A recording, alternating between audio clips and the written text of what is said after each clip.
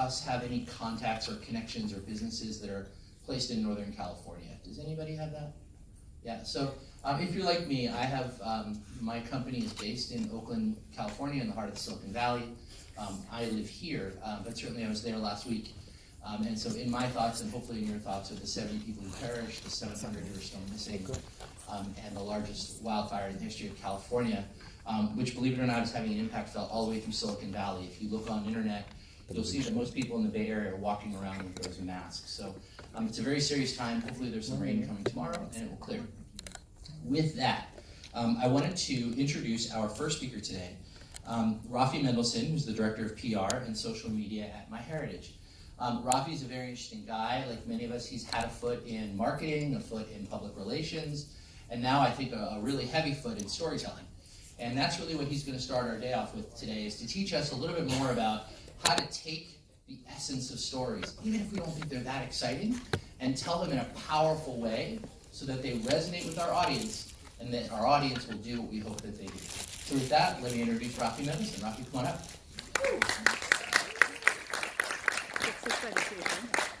His presentation. You have it. What do you mean? You have to put on his presentation. You know, I have to put He's going to do it himself? Take this. I'll go. I just came to help you do that. All right, no worries. Hey, everyone.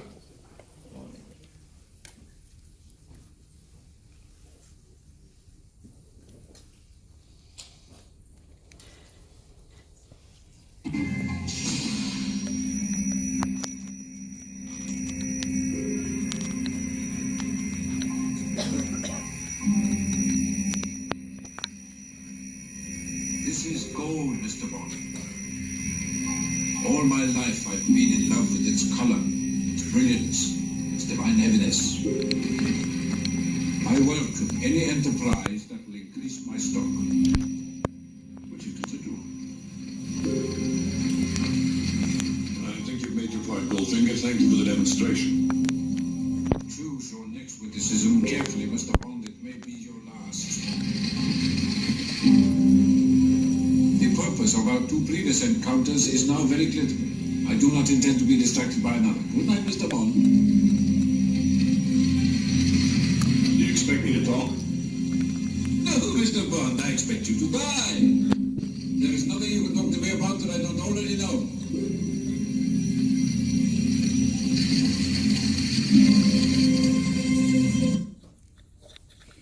This is the 1964 James Bond Goldfinger. It was the third one that was made, and there would go on to be another 23 James Bond films. There are hundreds of scenes of a debonair, sophisticated Englishman who just about evades death.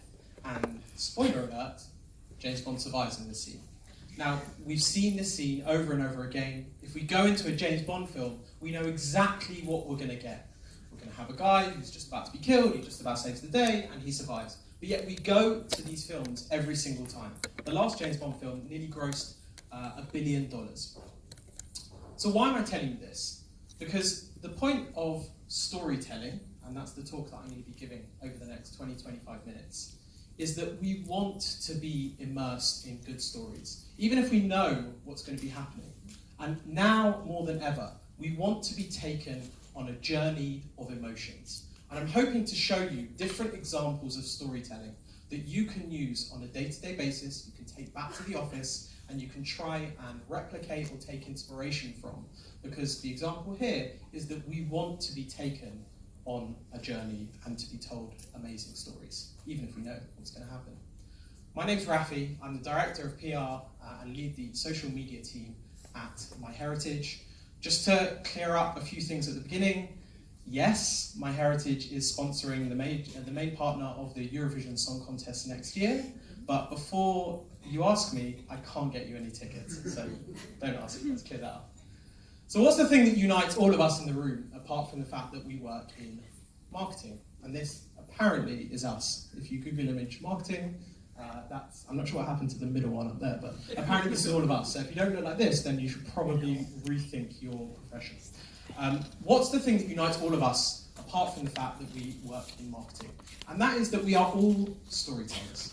We tell stories long enough to keep the time, the attention span of our target audience, so that they can park their time or their money, really the only two things that they have to give us, long enough, we can keep their attention long enough to park their time or their money for our product and our service. But the two things that we have to ask ourselves as we think of the stories that we can tell, or the way of answering, is who am I telling the story to, and where are people hearing this story? It's going to be different if you're telling the story to investors or to employees. The story might be similar, but you might have to tell it differently. Where are people hearing this story? Are they hearing it on the weekend in a pub? Are they hearing it in a meeting? And that's going to be very, very different. Again, the way you tell the stories and the types of stories that you tell are going to be different depending on who you're telling it to and where are people hearing the story. Now, at MyHeritage, we've gone on a bit of a journey over the last year and a half in terms of where are people hearing this story. And we've learned a huge amount, the differences of how we tell stories for TV commercials compared to YouTube videos. Now that sounds obvious, but we've learned a lot over the last year and a half, and we've got much better at knowing how to tell stories and the types of stories we tell to one audience compared to the other. But we've all been in meetings where we've asked the question, who am I telling the story to? And I'm sure, especially because we work in the Israeli ecosystem, that the answer we've received is, oh, everyone. We're just telling the story to absolutely everyone. And that's the first thing that you have to challenge. Because there is only one brand in the world that everyone is their audience. That the answer to the question of who am I telling the story to is everyone. Can anyone have a guess what that brand is? Coca-Cola? Yes. No. Coca-Cola? No. There's only one brand. Any other suggestions? The government? No. It's Jesus. If you're doing the marketing for Jesus, then everyone is your audience. I presume no one here is from Jesus Corp and is doing the marketing, and in which case you have to ask yourself the question of who and where. And we've seen so many examples on a day-to-day basis of companies who they may have good product and service, but unless they're able to answer those questions or start to explore the questions of who am I telling the story to and where are they hearing this story, then you can't start to break through and capture people's attention and tell good stories. So that's the first thing I want to start. I work at a company called MyHeritage. We're a genealogy and DNA company. We use technology to help people learn more about themselves, to make discoveries about their family history, and to understand more about their family history. Now, for some of you, you might be thinking, cool. And for other people, you might be thinking, well, that's the kind of stuff that my grandma or my grandpa corners me on a family event and badgers me about some family history and some story, and it's just boring, and I don't enjoy it. I just want to give you, over the next minute, a bit of a taste of how we tell stories at MyHeritage. מה שמיוחד ב-MyHeritage, שזאת גם חברה גדולה גלובלית שמגיעה למיליוני משתמשים בכל מדינה ברחבי העולם, וגם חברה שיודעת להשתמש בטכנולוגיה מתקדמת שממנפת את הביג דאטה שיש לנו במערכות, כדי לעזור למשתמשים לגלות ולהבין את המשפחה שלהם.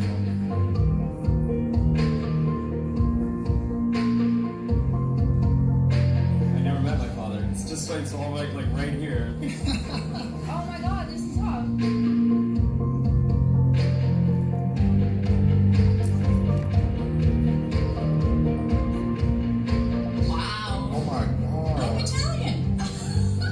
We had a DNA match. I have a sister. Grandchildren that I didn't even know existed.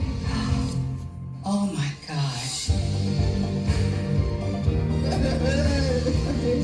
It's a goddamn time. I knew that she was my blood.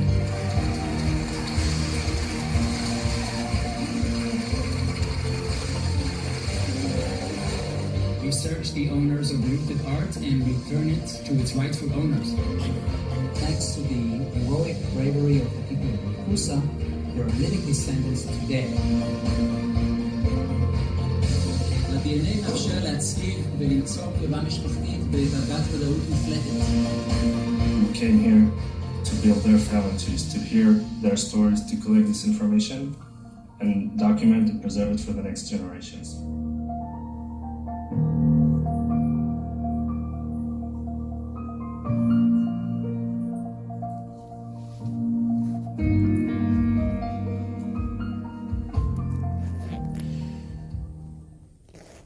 So that gives you a little snippet of what we do at MyHeritage. But the reason why I wanted to show you is you can take some examples or take some inspiration and take it back to the office. But also to point out the themes that run through what we do and the kind of things that we try and call upon, so that you can also take that back to the office and use that as an example. We are very fortunate in that we have some amazing users. We have almost 100 million users around the world who make incredible discoveries about their family and about themselves. So we do a lot of customer-led storytelling. We focus a lot on emotions, as you saw, but we're lucky because we have people finding biological family and meeting them for the very first time. We're very lucky that we have that. But we also take part and run lots of different pro bono activities where we can really try and make a difference and try and have an impact, but it also gives us the opportunity to tell some really good stories. Now I know some of you are going to be thinking in the audience that you've convinced your boss to come today, to take the day off and to buy a ticket, and this isn't really relevant for you, you don't really work in consumer marketing, but yet here is someone who's all they're going to talk about is consumer marketing examples, and this isn't going to be relevant. So hands up if you work in B2B marketing. Hands up if you work in B2C marketing. It's more than I think. Okay, 60-40 split. So for those in B2B, I just want to ease you at this point that this isn't just someone getting up on stage and just giving a whole bunch of B2C examples. In fact, there's probably most of the examples I'm going to be giving over the next 20-25 minutes are all B2B. But I also want to just address now, if you think good storytelling is just for consumer companies who can do big marketing campaigns and run an ad during the Super Bowl, that's not true. So you need to address and think about storytelling, and it's just as relevant for B2B companies as it is to B2C. And so I'm going to give some examples of some really good storytelling done by B2B companies. And the first one I'm going to start with is CWS. Everyone knows CWS. Anyone knows this company? Everyone come across this company? They stand for Complete Washroom Solutions. They're a German company, over 100 years old, and they make toilets. And I don't know if you've ever gone into work and you thought, I don't really believe in the product that I'm selling, but they make toilets. And so much so, to give you an idea, on their About page, they focus to 1958, which was a really big year for them, where they launched the first cotton towel dispenser. And they're a B2B company. They don't sell to consumers, they sell to museums for their toilets or public buildings, wherever they sell. And so imagine you're sitting there and you're working in the marketing team and they say, which they did a few years ago, so we've got this new innovative toilet and we need to do a marketing campaign. So this is B2B, they're German, they're over 100 years old, and this is what they came up with.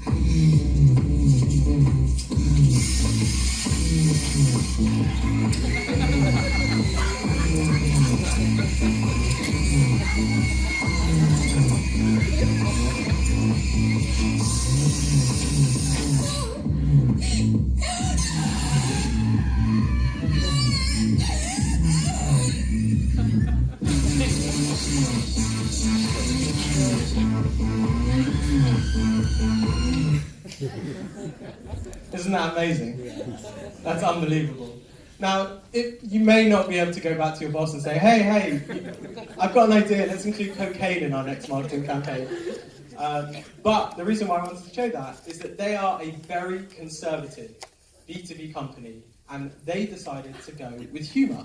And that's okay. You may not want to include cocaine in your campaign, but they went with humour. And they were able to tell the story of a new toilet in a way that captured people's imagination and engagement, and to engage with their campaign. And they focused on humour, which is something that is possible. It's something that B2B companies can do. Don't think that that is left to the Googles of the world. You can also focus on that. Now, if you don't think that cocaine in your next marketing campaign is going to swing it, then I just want to show you another example. It was a campaign, a company that I was lucky enough to work on when I worked at a PR agency in London, FedEx, but we worked with a corporate arm of FedEx. So it was logistics, B2B, transport and logistics. Not hugely exciting. So we challenged them and we said, what's the quirkiest, most out there delivery you've made to another business? And they said, pandas. So I want to introduce you to Tian Tian and Yang Yang, or it might be Yang Yang and Tian, I get confused. And they delivered, a few years ago, pandas from a zoo in China to the Edinburgh Zoo in Scotland. And so we said, great, let's work with that. And this is essentially a story or an activity between two zoos. FedEx is really just a transport company, but we hijacked the story and tried to tell it and captivate people's imagination. And we did that a whole load of ways. So we changed the whole plane so that it was the FedEx Panda Express. And then when it landed in Edinburgh Zoo, we had hundreds of press, photographers, broadcast, journalists, and we gave them the opportunity to have accreditation, and then we placed them right in front of the plane as it landed and it came so they could see that moment. We've all signed for packages, but we got the guy at Edinburgh Zoo to sign, just like you and I do, for a panda. Now, we're not going to be buying or selling pandas anytime soon, most of us, but the idea here is that if they can show that they can deliver pandas to another business, then they can show that actually that whatever it is that your business need is, they can deliver on that. But we didn't just change the plane. What we did is we created loads and loads of content about every single aspect, because from a content, from a storytelling, we knew that different people were going to be interested in different aspects of this story. So on the FedEx site, we created tons of content. This, in fact, is content from another time we did this with the Toronto Zoo.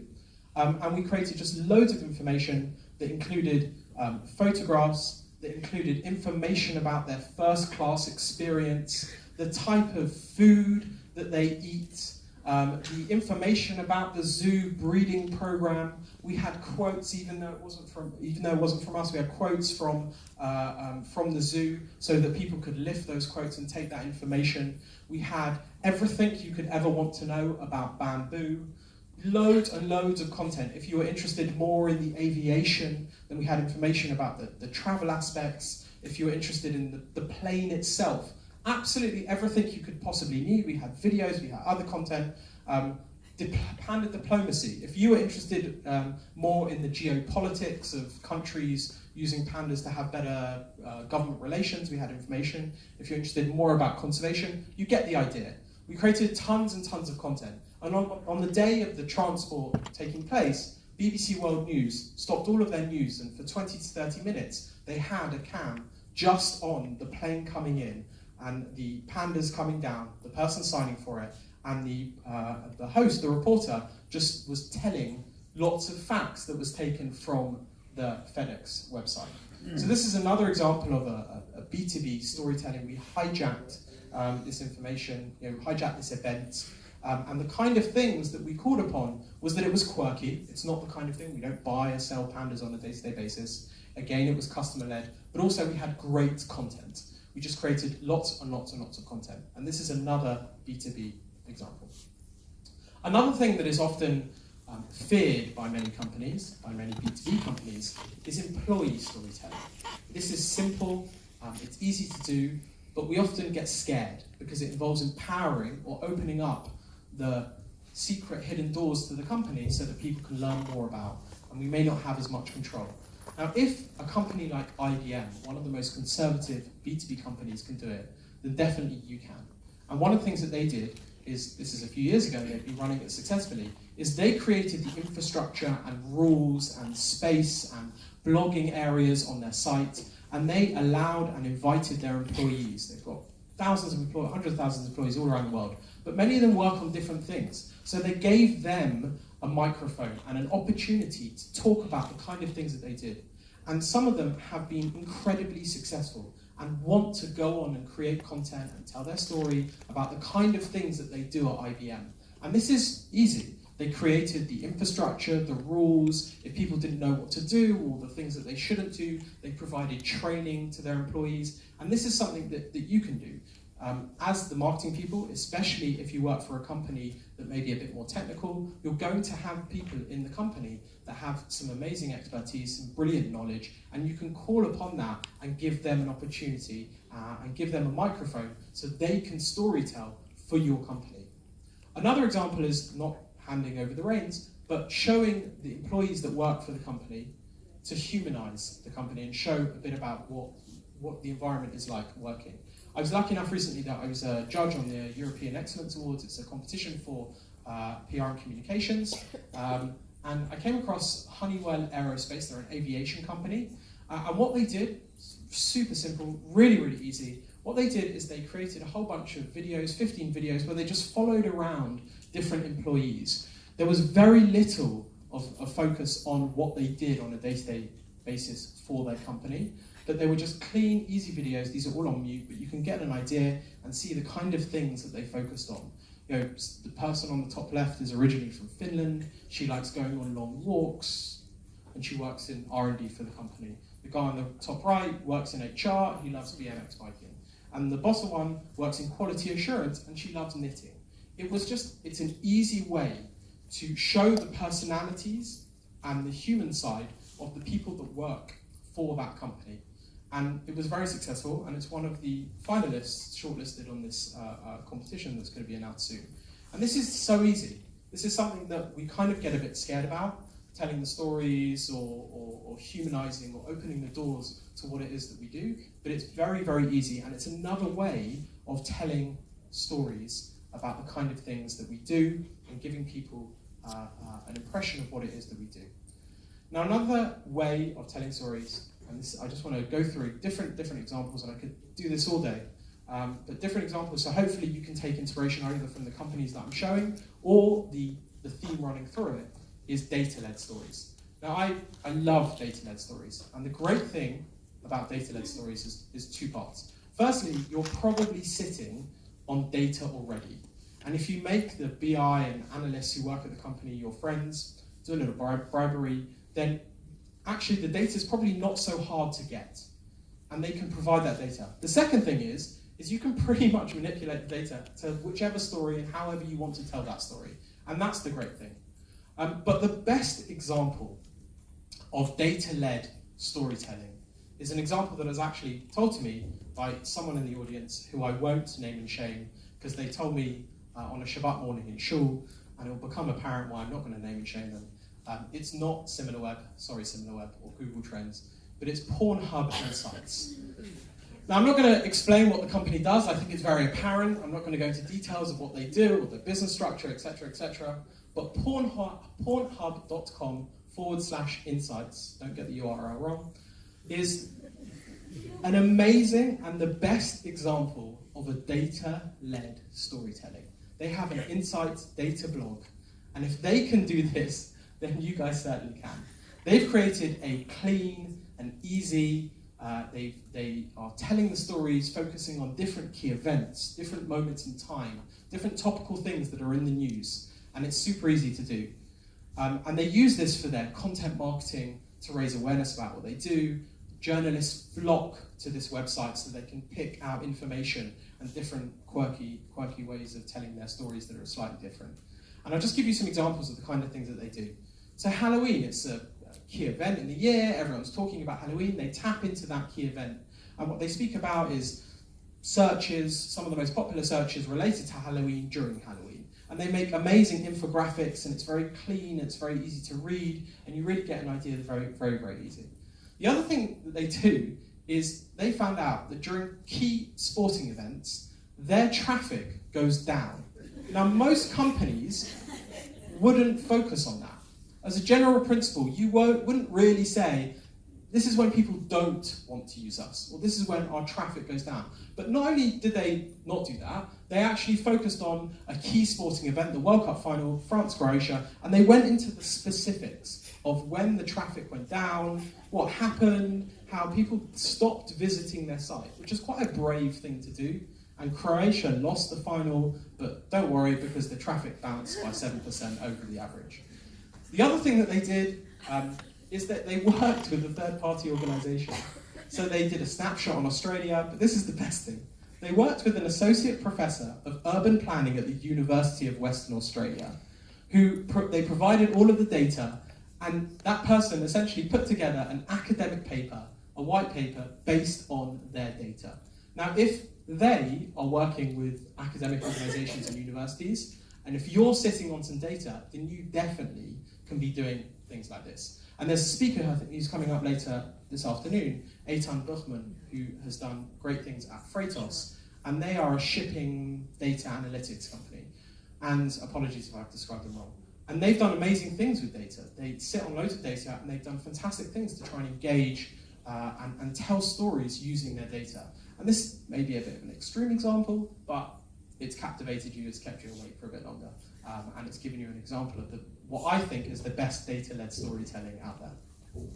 Cheers. I could stand here all day and talk about different examples, but I'm just going to finish with this last one. I'm not even sure what to describe it. It's different use application for your product, something a bit different. A shout out to the guys at Law Geeks, Shmuley Goldberg and his team who are doing a fantastic thing. They are an AI platform for feeding your contracts through their system so it can flag if there are things based on the thousands and hundreds of thousands of contracts that they fed through their system, if there are things that are in there that shouldn't be or things that shouldn't be in there that are. And what they did is they used their product in a way that isn't normally used. What was their name? Law Geeks. Where is it? I'm just going to point it out. Law Geeks. So what they did is they used their product in a way that isn't normally used, and they pitted man versus machine. So they had 20 lawyers to test versus the product, and lo and behold, shock horror, it actually came out that the machine was better. But the way that they told the story is that actually this is a good thing because it frees up lawyers from spending hours and hours of their time every day on the mundane tasks of checking contracts. And so they were able to use their product. So the point here is that you can go back and look at your product and try and think about the different ways of using it, not as a new product, as a new way of monetizing the company, but as a way of telling a story to captivate people's attention. Now, that's all I have time for today. And we haven't gone into performance and optimization, and you've got some fantastic speakers that are coming up later today who are going to talk you through that, and hopefully you'll be able to hopefully we'll all be able to take some great tips and examples and learnings back to the office. But I thought it would be worthwhile to focus on storytelling and the importance of storytelling right now so that you can apply that thought and then you can take that with you as you go on to learn about the different tips and performance. So in terms of key takeaways, apart from the fact that, which is my own personal key takeaway, that it is possible to talk about porn, cocaine, and James Bond and pandas in a personal talk. That's my own personal, well done, Raf. Some of the key takeaways is we want to be immersed in good storytelling, but we have to first ask who and where. That's how you start. That's where we start. It is just as relevant for B2B as it is to B2C. Do not dismiss this if you work at a B2B company and think, no, none of that's relevant for us. It is. And the B2B companies that are doing it well are having the biggest impact. You have many, many tools or avenues, and I've just tried to focus on some of them. If you think some of them are relevant for you, then great, you can start exploring that, you can start testing that. If you think others aren't, then that's also fine. If you think emotion isn't something that lends itself to your product or fits within the company culture, that's fine. There are so many others, and these are just some of the examples that I've given, that you can take back to the office and you can say, hey, we should try this. We could be telling stories in this way, or we could be talking about humour, and we can challenge ourselves to do it. And later on today, we're going to hearing about channels and techniques, and the great thing about the space that we sit in is that we can test all these things on a smaller basis. So this isn't a disregard for performance and optimization. This is the starting point, and then once you have your stories, test them and optimize them and go on to try different things. I hope this has been interesting. I'm going to be around for the rest of the day. Thank you for your time.